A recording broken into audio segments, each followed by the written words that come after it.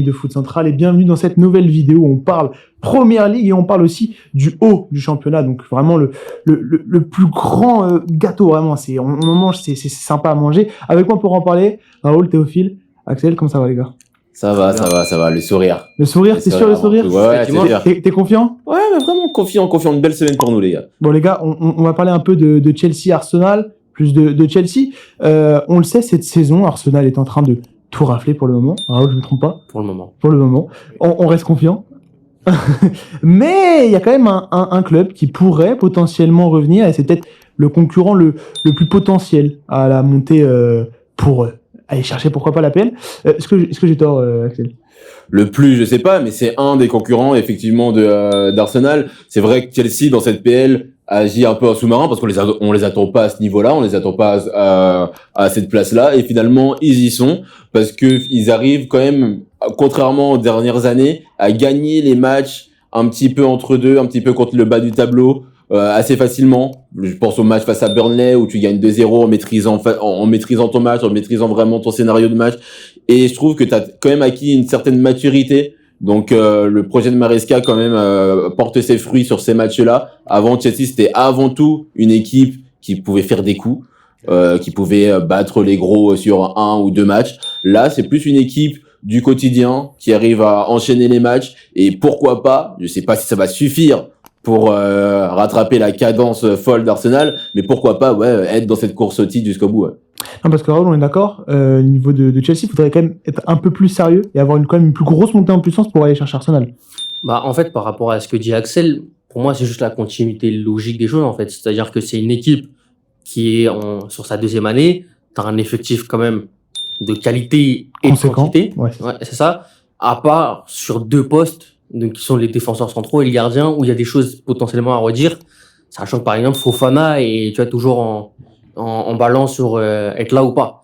Mais à part ça, je suis désolé, mais t'as largement de quoi être deuxième pour moi. C'est pour ça que je suis un peu surpris de ce que tu dis, où tu vois même là, je sais que sur les vidéos, dans les commentaires, beaucoup voient Chelsea deuxième, troisième, voire premier. Pour moi, j'ai presque envie de dire le minimum syndical, en tout cas de rivaliser pour la deuxième place. Pour moi, c'est plus là, si tu y arrives selon les scénarios, selon aussi tes adversaires, on va en parler. Mais pour moi, aujourd'hui, Chelsea, c'est bien la meilleure qui est le mieux en place, parce que c'est elle qui a le plus de garanties, en fait. Au fil, du coup, Chelsea cohérent avec le début de saison à cette deuxième place ou pas du tout? Cohérent, oui, compte tenu des résultats des autres clubs.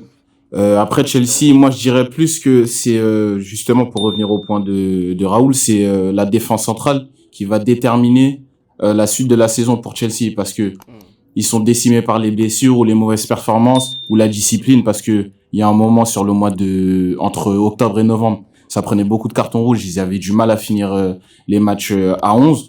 Donc c'est surtout sur cet aspect-là où il va falloir que Chelsea soit un peu plus régulier.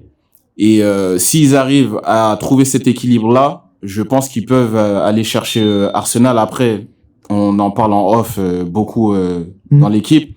C'est le juge de paix, ça va être le Boxing Day et le mois de janvier. En Angleterre, ça a toujours été comme ça, souvent été comme ça. Et c'est là où on va voir si Chelsea va garder la cadence et si Arsenal ne va pas flancher pour cette année. Donc Axel, selon ce qu'il me dit Théophile, si Chelsea arrive à avoir un équilibre défensif meilleur que en tout cas sur le début de la saison, potentiellement on peut voir un Chelsea aller au-delà de ce que fait Arsenal. C'est simple en fait, à Chelsea, si tu regardes les 2 dernières saisons, c'est les bonnes périodes ou les meilleures périodes de Chelsea en championnat. Je m'en rappelle de l'année dernière, avant le Boxing Day, ce fameux juste de paix du coup de la Première Ligue, on est deuxième aussi de Première Ligue. Exact. Et t'as la blessure de Fofana. Exact. Qui vient casser ta dynamique, et là t'enchaînes les mauvais résultats, les contre-performances contre des plus petites équipes, et là il y a le retour de Fofana aussi également lors de ces derniers matchs, et c'est 3 clean sheets sur les 4 derniers matchs, ou un match où tu gagnes 4-1. Donc finalement, quand tu arrives à avoir de la solidité avec une charnière Chalobah qui prend beaucoup plus d'expérience, qui est vraiment ton homme de base depuis le début de la saison, où tout le monde a tourné autour de Chalobah, on a essayé du Chalobah Tozin, du Chalobah Chempong, et du Chalobah Badiachil également, et là aujourd'hui ça va être Chalobah Atto aussi. Oui, Chalobah Atto aussi également, et là du coup on va plus se baser sur un Chalobah Fofana, sauf que Fofana, il te met vraiment, c'était une épée de Damoclès le fait En fait, pour c'est ta ça. saison. Tu peux pas C'est compter que sur tu lui. peux pas compter sur lui, un joueur qui depuis le début de sa carrière à Chelsea a fait un nombre de matchs assez famélique. Compter pour une saison entière de Fofana, c'est compliqué. Donc c'est aussi pour ça et pour le réservoir que tu as derrière à ce poste-là que je mets Arsenal quand même au-dessus dans cette cadence-là et dans cette solidité-là.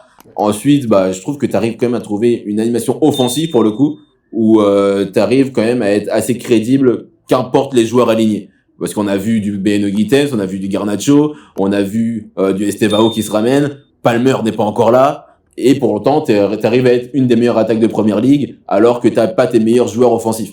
Donc, si on arrive à être un peu cohérent, on peut être dans la course. Pour moi, on va pas gagner la Première Ligue. On va pas la gagner. Pour moi, on va pas la gagner. Mais on peut être dans cette course-là et être dans les débats jusqu'au bout. Ok, donc tu me parles de joueurs individuellement. Quel joueur, Raoul, au niveau de Chelsea, monte le groupe et permet à ce groupe de bien fonctionner en Première Ligue? Caicedo, Cucurella, Rhys James, Enzo Fernandez par son apparition sur le tableau d'affichage, tout simplement. Et Palmer, mais Palmer, c'est un peu en dilettante parce que la saison dernière, il a eu une grosse phase où il n'a pas été décisif. Au final, en termes de stats, je tiens à le rappeler, c'est moins que Mikel Merino en 2025. C'est pas interdit de le rappeler aussi. Il a pas joué en 2025, Palmer. Je l'ai pas vu en 2025. Hormis la Coupe du Monde des clubs, je l'ai pas vu en 2025. Ouais, tu l'as pas vu sur le tableau d'affichage. Mais Non, mais arrête.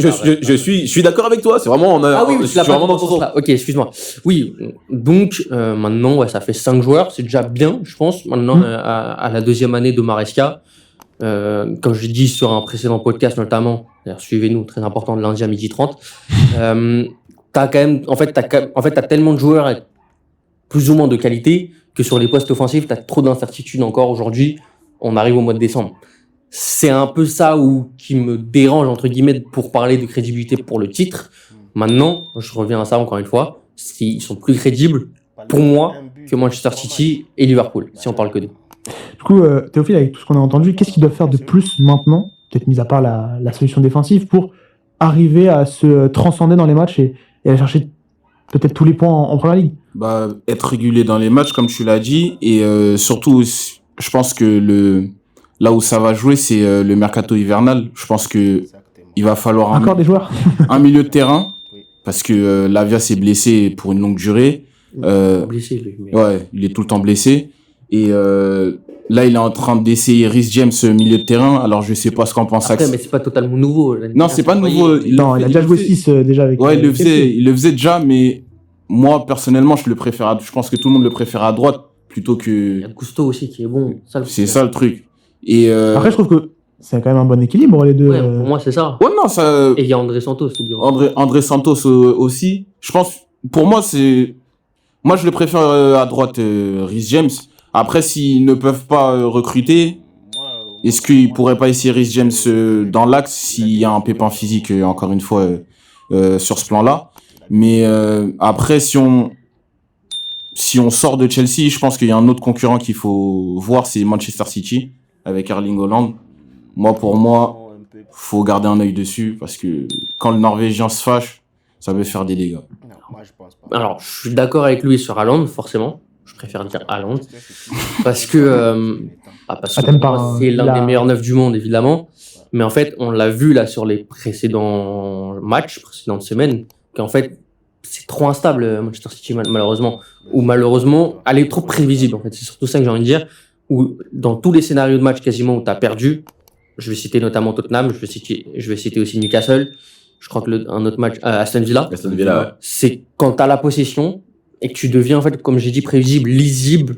Tu deviens une équipe, un peu sans rythme, sans énergie. Ouais. Tu t'endors et tu prends des buts parfois en transition, parfois sur les coups de pied arrêtés.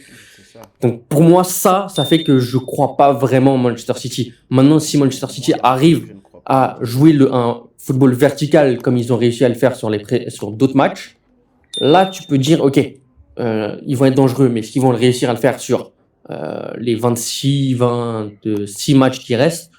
Pour moi, elle est là mon interrogation. Surtout qu'il y a aussi la Ligue des Champions à côté.